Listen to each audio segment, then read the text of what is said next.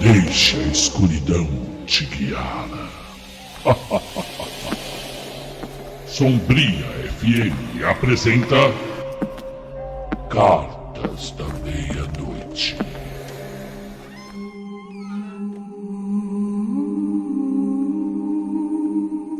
Cartas da Meia-Noite, especial Casos Reais. A Casa de Amityville. Muito boa noite, minhas caras almas insones. Muito boa noite, Ricardo Bocanegra, meu técnico de som. Aqui quem vos fala é a voz da escuridão, o seu arauto da noite, o seu querido Mário Saudade Teucriado. Escrevo-lhes esta carta com a pena pesada de quem atravessa não apenas a madrugada, mas também os corredores frios da memória coletiva de todos nós, pois esta não é uma história inventada. É um relato que nasce de jornais amarelados, de testemunhos contestados, de livros vendidos em massa e de pesadelos compartilhados pelo mundo inteiro. Hoje, convido-vos a atravessar comigo os portais de uma residência amaldiçoada. Uma casa branca, de janelas que lembram olhos semicerrados, erguida às margens de um canal tranquilo, mas que, ao longo dos anos, jamais conseguiu descansar. Senhoras e senhores, esta é a história da Casa de Amityville. Primeira parte: o crime. Era uma noite de novembro de 1974, quando o silêncio do bairro de Amityville, em Nova York, foi interrompido por disparos. Dentro daquela residência de número 112, 6 pessoas foram mortas em suas camas. O autor? Um jovem de apenas 23 anos, Ronald Defoe Jr. Ele caminhou de quarto em quarto, portando um rifle calibre 35, e assassinou brutalmente o pai, a mãe e 4 irmãos. Todos, misteriosamente, foram encontrados de barriga para baixo, como se não tivessem reagido, como se dormissem profundamente, apesar do barulho dos tiros. Pois lhe pergunto, que tipo de silêncio dominava aquela casa? O silêncio da morte? Ou algo mais profundo? Algo que entorpecia a consciência, adormecia a vontade de viver? Ronald confessou os crimes, mas declarou: foram as vozes. Eu apenas obedeci às vozes.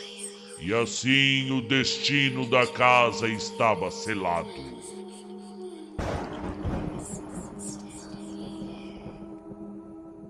Capítulo 2: A chegada dos Lutz. Um ano se passou. Em dezembro de 1975, um novo casal comprou a casa. George e Kathy Lutz, acompanhado de seus 3 filhos, mudaram-se em busca de um recomeço. Eles sabiam dos crimes. O preço da propriedade estava baixo demais. Quem resiste a uma barganha? Você resistiria? Se uma belíssima casa tivesse pela metade do preço, vamos assim dizer, mas lá aconteceu coisas horríveis. Você compraria a casa? Bom, esse foi o caso de George e Kathy. A pechincha talvez tenha custado caro demais. Foram apenas 28 dias, menos de um mês. 28 noites que se tornaram eternas. Logo nos primeiros dias, estranhos odores surgiram pelos cômodos. Moscas invadiam janelas. Mesmo no rigoroso inverno nova-iorquino, portas batiam sozinhas. E aquele frio cortante, inexplicável, descia por certos cantos da casa. George começou a mudar. Antes um homem alegre e trabalhador, foi se tornando carrancudo, violento e apático. Passava horas diante da lareira, como se algo sussurrasse entre as chamas. Cat, por sua vez, relatou sonhos vívidos sobre o massacre da família anterior. Sonhava com a posição exata em que os corpos foram encontrados, sem nunca ter visto fotos do crime. E as crianças? Bem, as crianças, elas falavam de um amigo invisível, um ser de olhos vermelhos chamado Judy. Diziam que ele aparecia na janela e que tinha a forma de um porco gigante.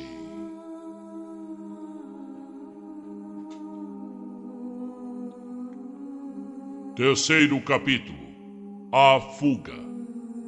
O ápice aconteceu numa madrugada de janeiro de 1976. Como eu disse, menos de um mês antes deles.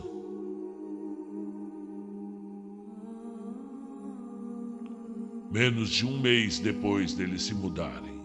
George acordou no mesmo horário em que os assassinatos haviam ocorrido, 3h15 da manhã.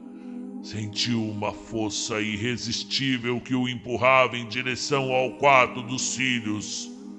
Não sabemos o que ele viu. Não sabemos o que ele ouviu. Apenas sabemos que naquela mesma noite, a família Lutz saiu correndo, deixando para trás móveis, roupas, fotografias e nunca mais voltou. 28 dias e uma fuga que ecoa até hoje. Capítulo 4: A repercussão. O caso virou livro em 1977.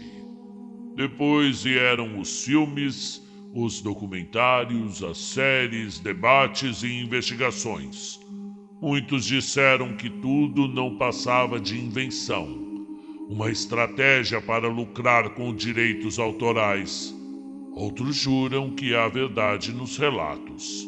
Afinal, dezenas de vizinhos testemunharam sons estranhos, luzes incomuns, atividades inexplicáveis. Parapsicólogos entraram na casa. Padres tentaram abençoá-la. Mas ainda hoje, quem passa diante da fachada sente um arrepio, como se os olhos daquela casa, aquelas janelas icônicas, ainda vigiassem os vivos. Capítulo 5: Entre o real e o folclore.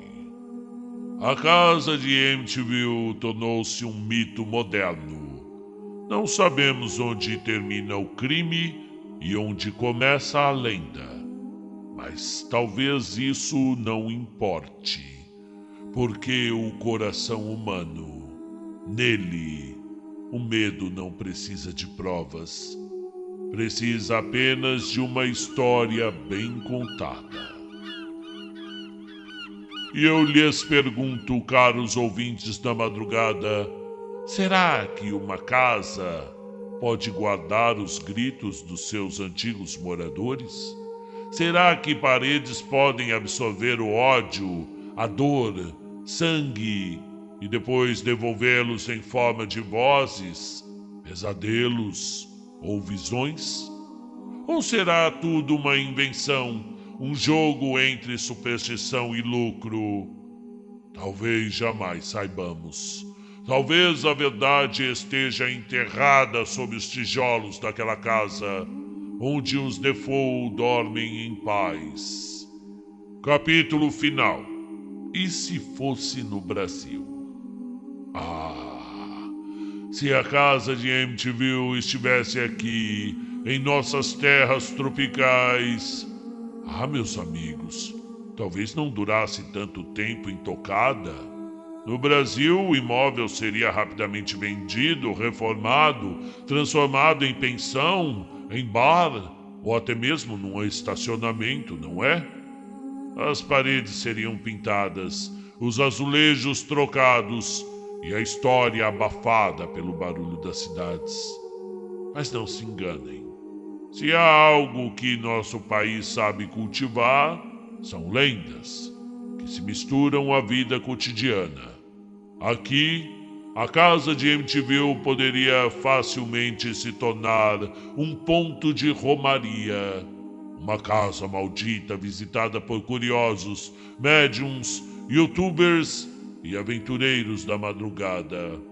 E quem sabe faria tanto sucesso quanto qualquer ponto turístico, pois o brasileiro, entre uma piada e outra, jamais deixa de respeitar o invisível. E assim encerro essa carta escrita à meia-noite. Uma carta que não pertence apenas ao passado, mas ao eterno presente das sombras mundanas. A casa de Amityville ainda está lá, erguida, altiva, observando. E se um dia você passar por uma rua tranquila, não esqueça de olhar para os lados. Talvez as janelas estejam olhando de volta. Boa noite e bons pesadelos.